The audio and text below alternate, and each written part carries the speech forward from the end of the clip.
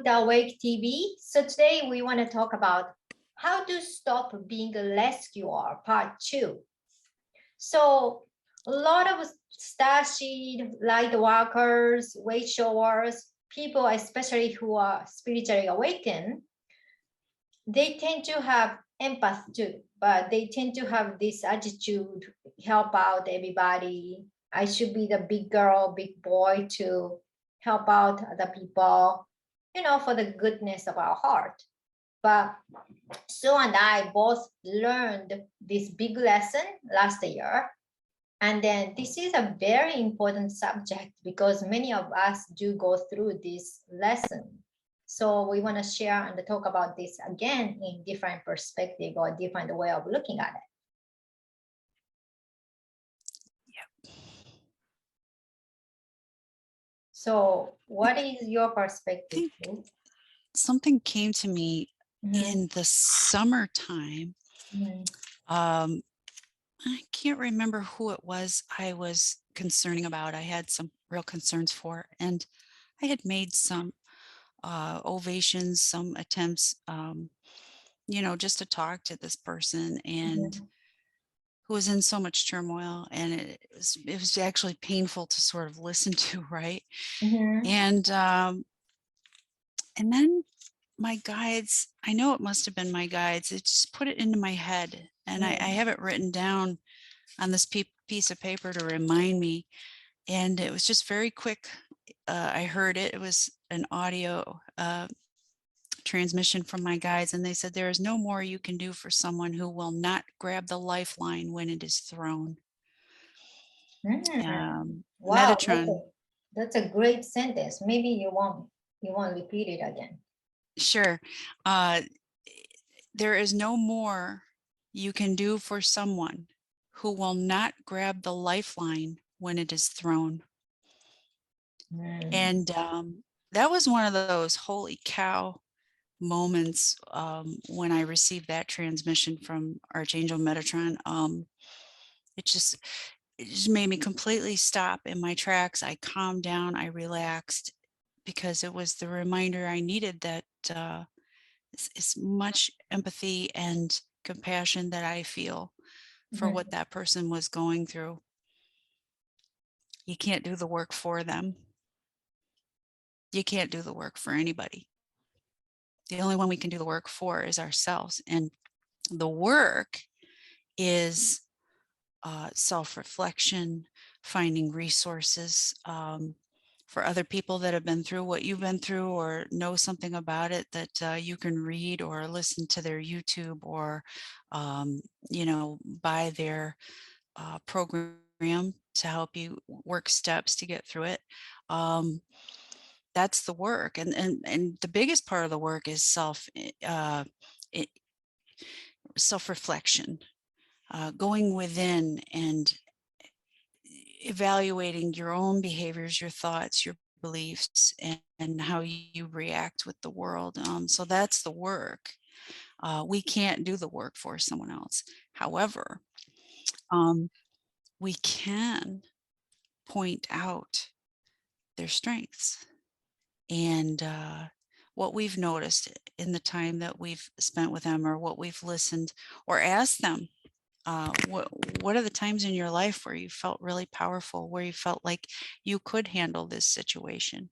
And then just kind of let that person talk to you about what their strengths are, or how they got through a difficult situation. And then that helps them, hearing their own words about a time where they were strong, helps them realize, oh, wait a minute, I got this. I may not have the answer right now. I may not know exactly what I'm going to do, but I know I'm capable of doing it. I'm capable of coming up with my answers. I'm capable of creating a plan to deal with it, whatever it is. And so that's what we're talking about when we say empowerment is actually being a sounding board and then a mirror to other people when they need to see their strengths, and not doing the work not trying to do the work for them. So in other words, we all know, and I'm guilty of this, we all know people that, man, they get on an idea and they just drive it home and say it and say it and say it and say it and say it, and just, they're not even always trying to find a different way to say it. It's just the same bam, bam, bam. They think if they hit somebody over the head enough times with a message that this person's just gonna magically one day go, oh yeah, you're right, that's it. I don't think that's quite how it works. However, you and I were talking earlier today about one of the best methods of teaching, and how we learn as children, and what that is and adults, anybody, any age, when we have a new concept that comes to us and we hear it over and over again, the repetitiveness of it, and also from different sources and maybe spoken in different ways, like providing different angles of saying what you're trying to say. That is a really healthy way to, well, I mean, that's how we learn, by repetition. And sometimes a person has to go through the scenario in their own life to apply that learning. So again, we, I think I think a lot of us light workers are struggling now, because once we've awakened and we really get it and we start to see things that are going on in our world and other people aren't getting it, it's kind of like, how could you not get this? And it requires a lot of patience on our part, and compassion, that we each in our own time get what we need to get out of this life. So for me, I mean, I've got it. I've learned patience. I really don't try to project my opinion or my understanding onto anybody. I mean, I offer it up. I put it out there. I have Facebook, I have Twitter, I have YouTube. I have my own personal website that I offer services. Oh, that was the other thing. With us and the hypnosis and the services we offer, people still, even though we can get them there, into a state of consciousness where they can get their own answers, it's still their answers. It's not our answers. Yeah. So if you're a Reiki practitioner, or you're a massage therapist, or you're a quantum healer, or any of these modalities that light workers tend to be attracted to, the difference between being a caretaker and a rescuer and someone that is empowering is you provide your service to the best of your ability, and then you understand that it's the responsibility of the client to either continue their healing or follow the direction and information that they received. Even if they're going to a psychic, that's a form of healing. They're reading your timeline. They're helping you to understand things that might be coming up, or why something happened in your life. So that's a service provider. But they can't be you and step into your power and tell you exactly how to do that. As the client, you're the one who has to pick up the ball and say, okay, this is the information I received, or I received this healing and clearing. Now I feel much better. How do I maintain it? So that's my 2 cents on the subject so far. What do you got? Well, there's a free will, which is the one of the universal law. We all, means higher frequency beings, abide by. And because of the free will, a lot of things are happening right now in our world. But like when a service provider, healers, Reiki workers, or whoever provide their service, and then the client says, oh, I didn't get as much as I thought. But the thing is, you and your higher self decide how much you will receive. So even if Reiki or energy worker gives their 100%, you may have a capacity to receive 20% for whatever the reason, right? At this time. So sometimes, some people need to receive it repeatedly, but when you are so dependent on, tarot card reading or healing, I'm not saying you shouldn't be doing that.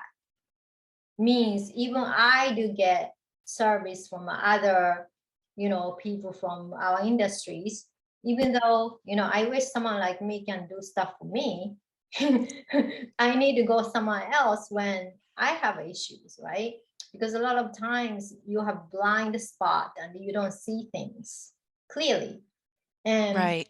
that's okay. You can ask for help. You can ask for help from angels.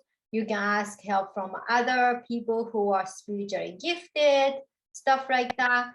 But it is very important for all of us to have sovereignty. Means we know how to work on ourselves. Then we do need help, we can go get help. It's not like, okay, I just have to sit here and do nothing and then expect it to have a miracle.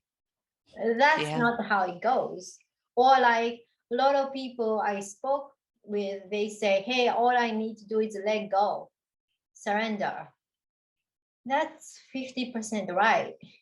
If you don't Yeah. really work on yourself, and then you just let go and surrender and see what happens, nothing happens.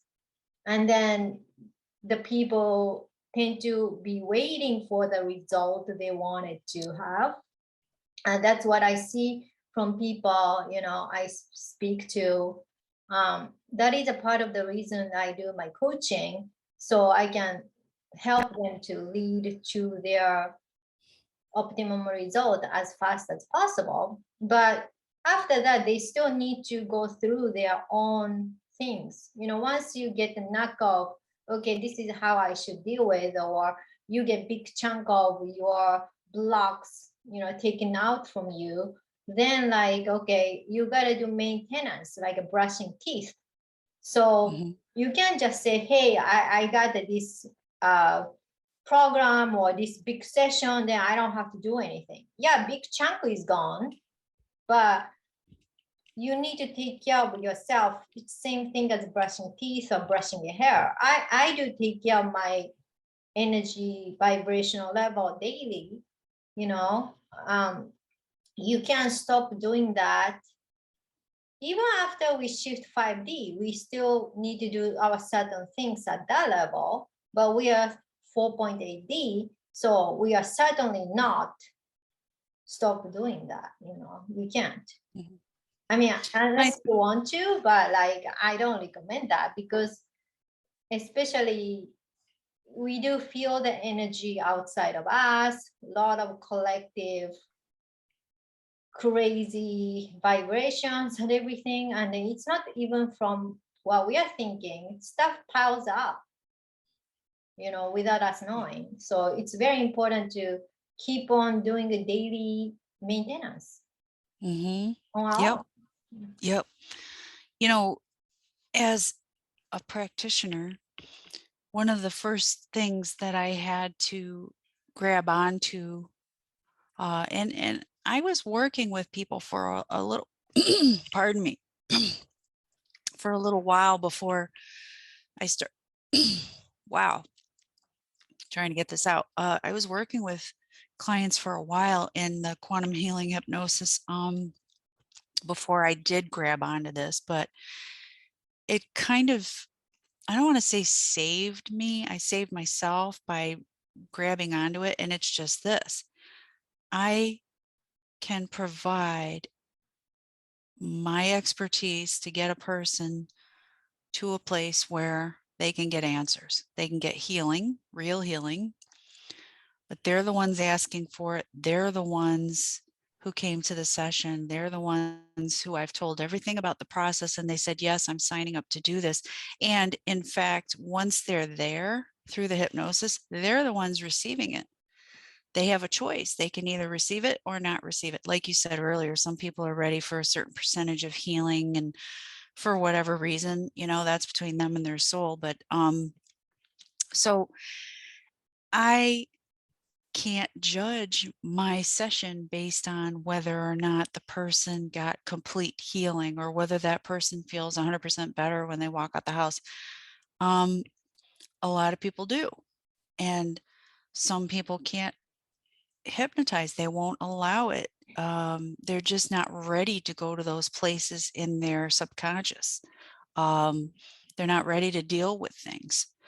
That's okay. And once I grabbed onto that, it took me from trying to rescue people to actually being an empowering force.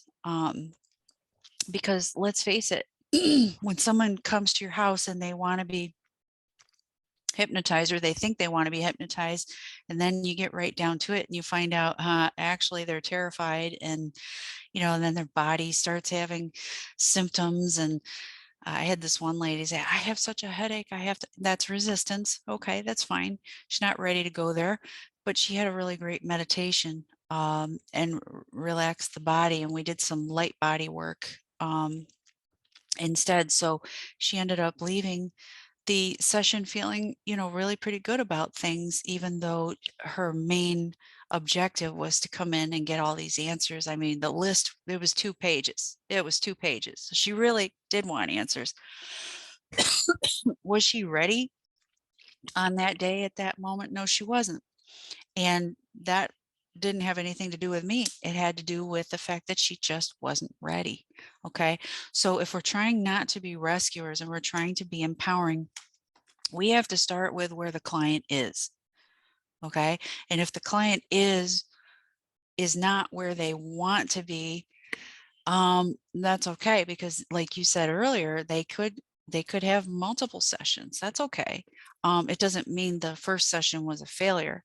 So for me personally, as a practitioner, of course, I mean, as a human being, I just want everybody to get better, and I want it right now. And that's why I went into quantum healing, because it can happen just that quickly.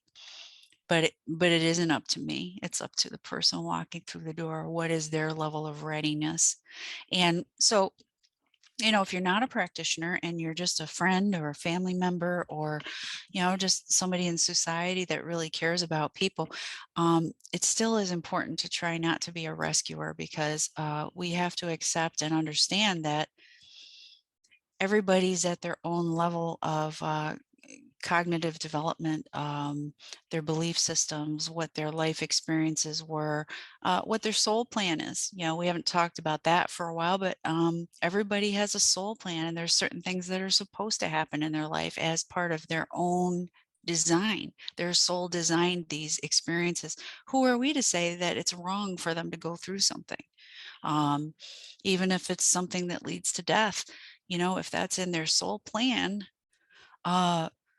and they chose to experience it, that's free will. Who am I to tell them that they shouldn't go through it? That's just that would be my ego and my desire to feel good about myself and be a rescuer, saying no, I'm fighting their soul plan. um, that's not good. We need to respect other people's soul plans.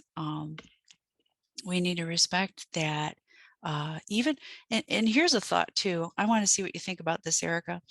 What if, this is fun, this is a fun exploration of duality, so I thank you for indulging me. What if we are having a life, somebody's having a life, and they seem like really low evolved, maybe lower consciousness, maybe you sit there and go, wow, maybe they're brand new to this existence. But what if they were a really high vibing being in another carnation, or several other incarnations, and their soul decided that they wanted to try the other end of the spectrum and be low consciousness this time around, just to find balance, to move all the way through duality and go into balance. I don't know. What do you think about that? Well, that is highly possible. Of course, when we means galactic beings, we decide to incarnate, we tell them what we want, what kind of mission we want to do, and then we get advice from the council, and then we decide which planet or what kind of dimension we want to incarnate into with the previous memories and the old memories. But when we go down, means when we descend, there is a certain procedures. We can drop down from 7D to 3D all of a sudden because we're gonna go crazy. But the whole point is like, you know, people like 7D beings or 8D beings wants to understand the people who seems like vibrating in lower sort of, you know, vibrational life, you know, having no purpose, you know, doing some kind of eyebrow raising kind of work, that kind of thing. And then you kind of encounter with people like that. It's not necessarily you're doing that job, but when you have that kind of experience, I personally met so many different kind of people from so many class and so many walk of life. And this was very interesting. Somehow strangers, they start talking to me. And one time I was going to this casino in upstate New York, and then I was on the bus, and then the guy next to me, he is from Connecticut, and then he kind of comes from difficult background. So you don't really think a white guy from Connecticut is having a difficult background. But he started telling me how he used to sell drugs, and then his mom is not taking care of him, all this kind of life. And then, of course, I don't sell drugs. And then I think that is not a high vibrational activity to take it, you know, because you may get entity attached to you once you're doing drugs or alcohol, that kind of thing. So it's not for me. But I was talking to him. Then I don't remember exact content of the conversation because that was a long time ago. But it came to the conclusion me and him are the same person. You know, we can agree on certain things. So we kind of got, we bonded for certain things. So it's not just him. I met so many different kind of people in my life. So I don't usually judge people by their profession. You know, I don't think you're a politician or lawyer or banker, you are higher than anybody. I don't. You know, some lady I kind of knew were a dancer, you know, and I spoke with her, and she told me she's doing it to take care of her kid because she's a single mother. And then not everybody is having fortunate background means your parents can support you when you're a single mother. What if you come from the family, your family is not taking care of you, and you are on own to take care of you and your kid, and then you don't even have a husband because this guy skipped, right? What are you gonna do, right? So I was talking to this lady, and she started to telling me about her life, and then I didn't particularly think what she was doing, you know. I didn't have That you any wouldn't do it. judgment. No, I Yeah. didn't have any judgment toward what she was doing because I put myself in her shoes, and what am I going to do if I were in her situation? I would choose the same thing maybe, right? Then we kind of started talking about totally different things. Then we have connection. You know, she come from different racial background, and then we don't even share any culture, but we have this common ground as a human being. So it is very important that some people, they walk on the, you know, a lot of people look down to family member cabal, for example. What if they chose to incarnate into that family, that particular family, but you happen to be higher frequency light being. And then before you incarnate, you think you can somehow pull yourself out of it, and somehow you will have some kind of effect when you are in Yeah, the there's company. examples of that. There's examples of that, what you're saying. People that were born into the families and taught the cabal way and have like sort of had their awakening and realized they weren't going to do it anymore. And they had to, it was hard for them to get out. Yeah, I think there's stories about that now. even if you are doing it at a certain point, right? I was meditating one day, and then I won't say who it is. The certain well-known individual contacted me. I wasn't planning to contact with him, but he did. And then he started talking about his future position, and then he has to pretend to be a part of the organization he belongs to, because if he doesn't, he'll get killed. Mm, So I yeah. told him, just pretend to be a part of them. Then when you get your position, change everything. Yeah. And then he told me that makes sense. That's how I would do it. I'm not part of that family, but Thank God. Yeah. that's Well, how I would do it. I mean, people are gonna say, "Oh, how can you not standing up for yourself, or how can you start fighting?" But what if you are the one or two person within that organization, and then once they find out that you are not really part of it, they're gonna kill you. Then you can't change mhm, anything, right? yeah. So, I So mean, I think what we're talking about big picture wise is, none of us has the ability to judge another person's soul path and what they came to this life to garner. And so, there is no need to rescue anybody, yeah, because this is about rescuer versus empowerment. So, um, realize that even though that person looks like he needs to be rescued, maybe his soul came here in the family that it did so that he would find his personal power and find a way out of that situation once he decided he didn't want it anymore, without dying. Maybe he's successful, maybe not, but can we judge that? And can we say to ourselves, I respect that he chose such a difficult journey yeah, and such difficult life circumstances, and wow, it's pretty amazing and gutsy that soul took on that role. Let's see how it plays out, but I don't need to fix him. yeah. Like, That's a compassion. That's yeah, a compassion, respecting his free will. yeah. And that's another way to go to, from rescuer to personal power is understanding that we really can't for another person, but if we try, we're going to suffer.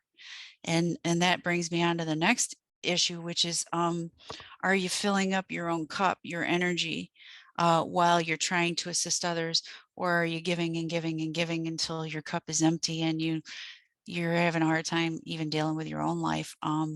So that's not personal power. That's being codependent and trying to rescue everybody. And I see a lot of that. So I just want to mention it really quickly. And all I can say is stop it. It's not it's not great advice, but you have to catch yourself. If you're constantly giving and giving and you no longer have to give to yourself, then um, that's a rescuer role, not an assistant, not trying to compassionately be there for somebody, holding space for somebody. You're draining yourself. Yeah, that's how your brain is talking to you. But you know, really, you're hoping to get back what you are giving from the other person. So you keep on trying and harder and harder, and then at the end of the day, you have nothing to give, nothing left to give, right? Um, that is not healthy for you. That is not healthy, because a lot of times people are in the unbalanced relationship. They tend to choose someone who is toxic. The person could be narcissist, having a codependent relationship, but the balance between give and receive is very unequal. You are the most of the person who is giving 80 to 90%, and the other person is giving back just enough for you to stick around. Yeah. Yep. Yep. And if that's what you want, and then you keep on trying, because if I try harder, maybe she or he will change. That is Yeah, not you keep happening. waiting for that change. Yeah. You say, That is oh, if not I just happening. try a little bit harder, that's taking on the responsibility for the other person.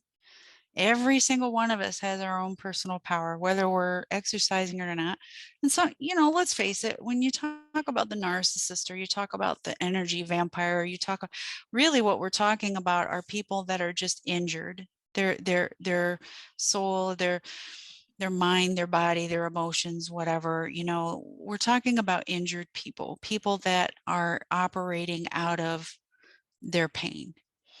So you can put a label on it and call them a narcissist or call them an energy vampire. You can call them a sociopath. I mean, there's all kinds of labels that society has for these folks, but these are injured people that are trying to get their needs met via vacuuming it out of other people, stealing, trying to take their energy, trying to get their attention all the time.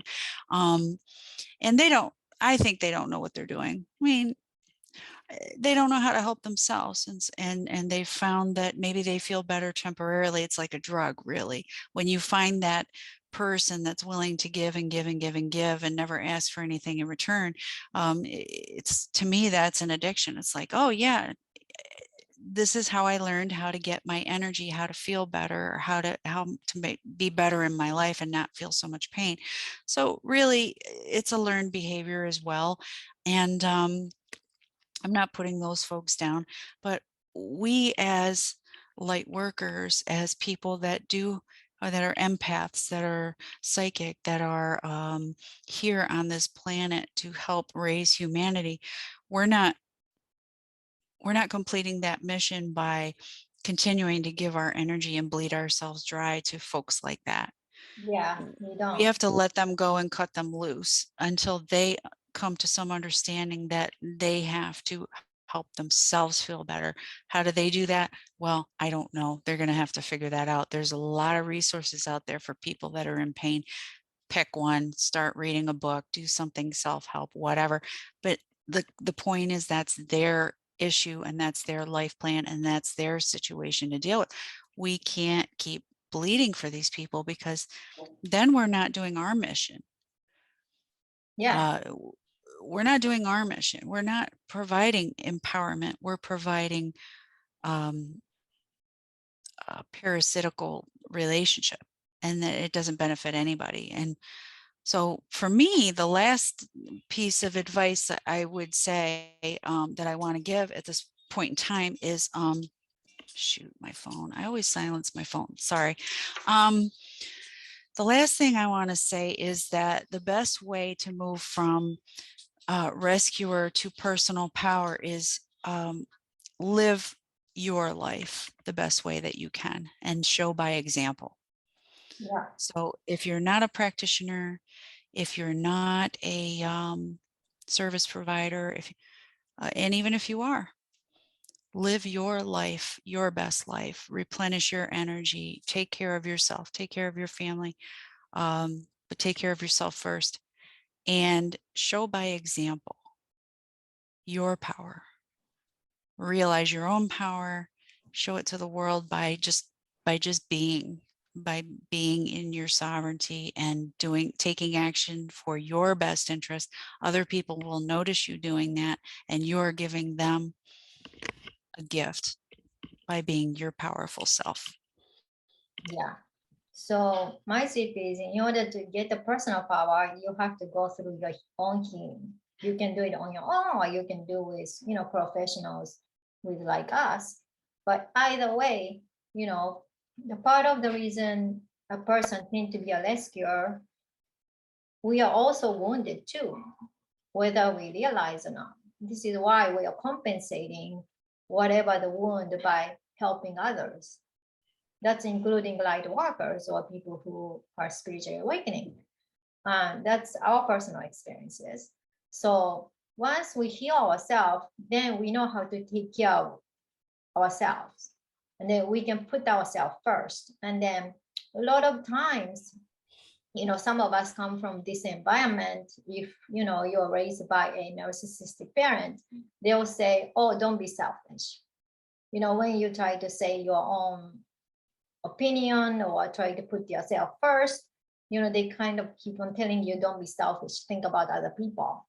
But don't fall onto that kind of gaslighting, because when you are a wounded person, you can't really take care of other person. So you have to heal first. You have to fill your cup first. And then you have to know the boundary too, of course. Then see what you can do. But after that, you have a clear boundary. So you don't even give 90% of yourself to anybody anymore. You don't. Yeah. That doesn't mean we are being cold or heartless or we are not doing the light working mission. It's not like that. Every ascension leads to self-love. So if we are not loving ourselves, we are not taking care of ourselves, how can we really contribute even 20% of our ability to others?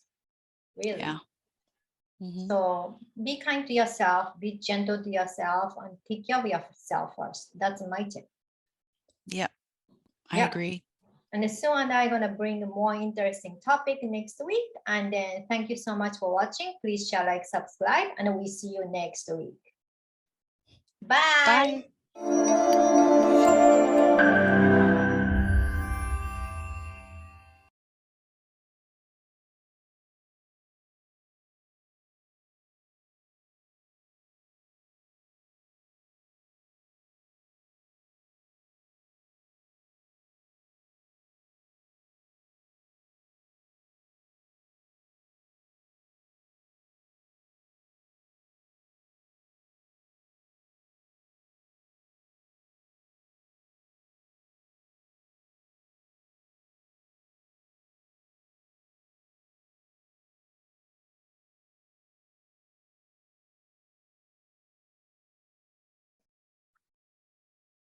Thank you so much for taking my twin flame web. Thank you so much for taking my twin flame webinar. If you like this webinar, I do offer a lot of twin flame related services, such as twin flame regression, twin flame healing, and twin flame blueprint reading. So you can check out at my Etsy store. If you are interested in a private coaching, I do offer that at my website. You can go to angeldustproductions.com. The link is in my shop. And you can book a free diagnostic call with me. And you can book a free diagnostic call with me, and we go from there. Thank you so much. Bye.